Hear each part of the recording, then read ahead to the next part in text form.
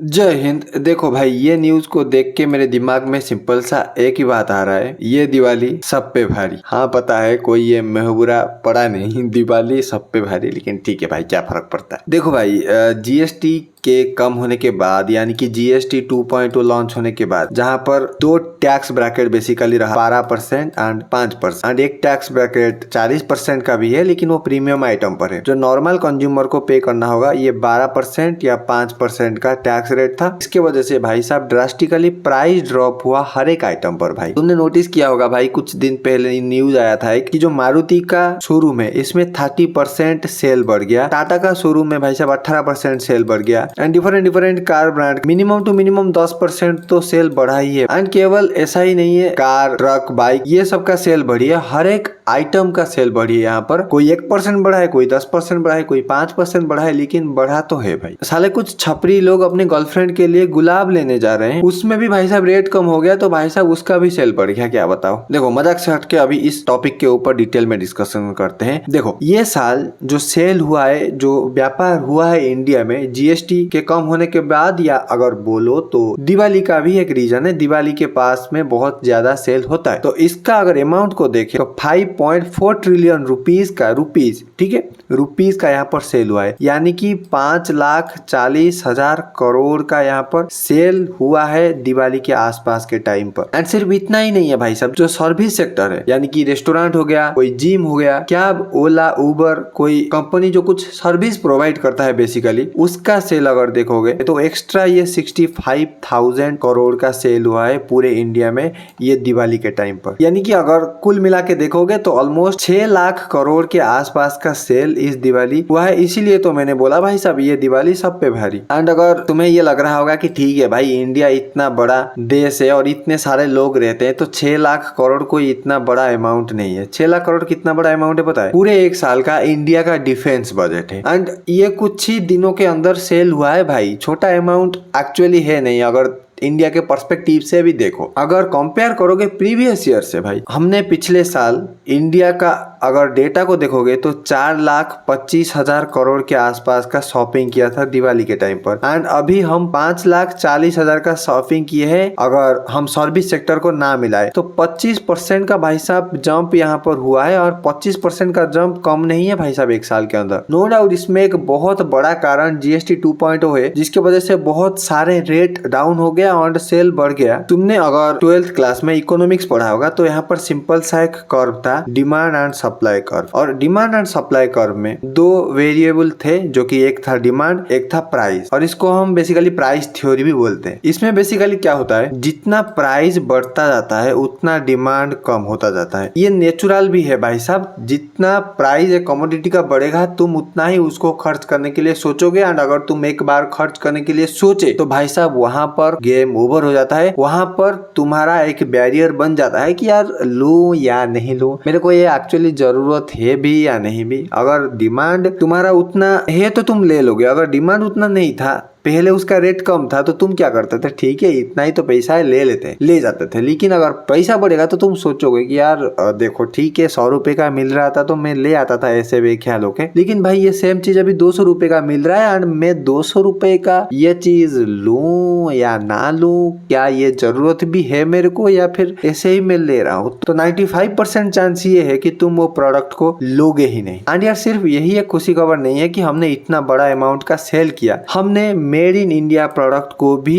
अपनाया है। एक सर्वे में यह पाया गया कि 87% लोगों ने मेड इन इंडिया प्रोडक्ट को प्रेफर किया है बजाय चाइनीज प्रोडक्ट को खरीदने के, या कोई भी इंपोर्टेड माल को खरीदने के, चाहे वो चाइना का हो, यूएस का हो, फ्रांस का हो, जर्मनी का हो, किसी भी कंट्री का फर्क नहीं पड़ता है। इमेजिन करो 87% कितना बड़ा नंबर होता है भाई। मेरे हिसाब से तो भाई बहुत बड़ा नंबर होता है। पहले जो 25% लोग खरीदते थे इंडियन प्रोडक्ट, एंड 75% लोग इंपोर्टेड माल खरीदते थे, जो कि अफोर्ड कर सकते हैं ऑब्वियसली। अब इसका नंबर बढ़कर 87% हो गया है। This is a huge number भाई। एंड मैंने भी ऑब्जर्व किया यार अपने गांव में, 2-3 साल पहले की बात है, सिर्फ इतना ज्यादा कोई पीछे वाला बात भी है नहीं। गांव में हर एक घर में जो चाइना का लाइट होता है वो लगा हुआ होता था। और एक भी नहीं भाई साहब, 100-150 एक घर में लगा हुआ होता था, पूरे छत से नीचे एकदम पूरे रोड तक झूलता रहता था।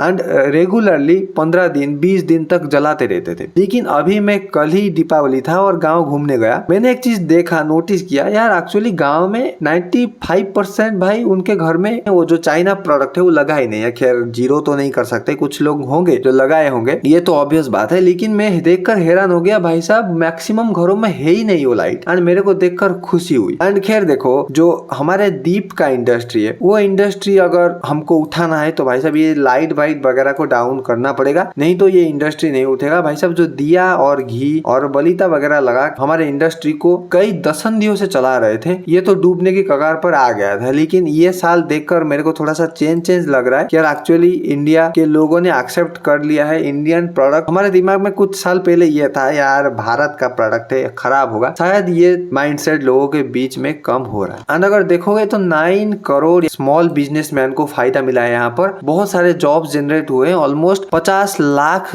टेम्पररी जॉब यहाँ पर जनरेट हुए थे ये दिवाली के पीरियड में। And prime minister Narendra Modi साहब का जो डायलॉग पिछले साल दिया था, स्वदेशी दिवाली, ये मेरे को सक्सेसफुल होता हुआ इस दिवाली में दिख रहा है। लेकिन 87% हुआ है, हमको इसको 97% लेकर जाना है भाई, ये ध्यान में रखना। 97% जब तक ना हो जाए तो खुशी, 97 100 लेकर जाना है। लेकिन 100 अभी थोड़ा दूर है अगर प्रैक्टिकली देखा जाए, क्योंकि हम अभी हर एक चीज खुद बना नहीं रहे हैं, ठीक है। जब बना लेंगे तब बात करेंगे 100% चीज। एंड देखो अभी ये दिवाली सिर्फ ऐसा जो टाइम पीरियड है जहां पर खर्चा हुआ वो नहीं है। अभी जनवरी फरवरी मार्च तक, ऑलमोस्ट अप्रैल तक यू कैन से, शादी का टाइम चलने वाला है इंडिया में, त्योहारों का टाइम अभी चलने वाला है, न्यू ईयर आने वाला है, और भी बहुत सारे त्योहार हैं बेसिकली अगर देखोगे। और डिफरेंट स्टेट के अंदर भी बहुत सारे त्योहार होते हैं इस टाइम के अंदर, तो यहाँ पर भी बहुत ज्यादा सेल्स होने वाला है। सिर्फ दिवाली तो भाई एक ट्रेलर ही था, आने वाले टाइम पर और भी करोड़ों रुपए का सेल होने वाला है फॉर GST 2.0 भाई साहब। अगर इसका कंट्रीब्यूशन देखोगे तो भाई साहब ऑलमोस्ट 90% होगा ही होगा एक्चुअली। एंड अगर देखोगे ना, टायर 2 एंड टायर 3 सिटीज में लगभग 40% का सेल हुआ है। टायर 1 में ज्यादा सेल हुआ है ऐसा भी नहीं है। डिस्ट्रीब्यूशन एकदम इक्वल अमाउंट पर रहा है, जितना